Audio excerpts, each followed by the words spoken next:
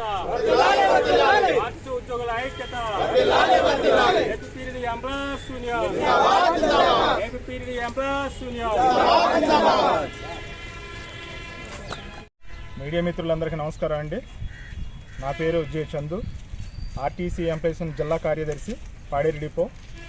మేము ఈరోజు రాష్ట్ర వ్యాప్తంగా రాష్ట్ర కమిటీ పిలుపు మేరకు విజయవాడ నడిబొడ్డున ఉన్నటువంటి గవర్నర్పేట 1-2 డిపోలు ఈ యొక్క రాష్ట్ర ప్రభుత్వం ప్రైవేట్ పెత్తందారులకి సుమారు 400 కోట్లు విలువ చేసే ఈ స్థలాన్ని వాళ్ళకి లీజుకి ఇచ్చిన దాన్ని తీవ్రంగా ఖండిస్తూ ఈ యొక్క మీడియా సమావేశం మేము ఏర్పాటు చేయడం జరిగింది.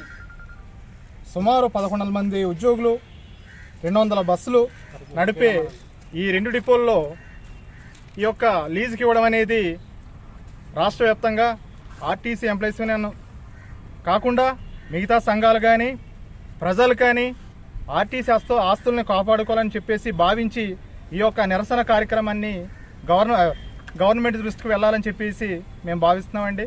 అంతేకాకుండా ప్రజలు కానీ మేము కానీ మిగతా ఉద్యోగ సంఘాలు కానీ ఆర్టీసీ ఉద్యోగ సంఘాలు కానీ ఈ ప్రభుత్వం రావాలని బలంగా కోరుకున్నాము. అలాంటి ప్రభుత్వం ఈ యొక్క ఆర్టీసీ ఆస్తుల్ని ప్రైవేట్ పరం చేసే దిశగా వెళ్తుంటే మాకైతే చాలా బాధాకరంగా ఉంది.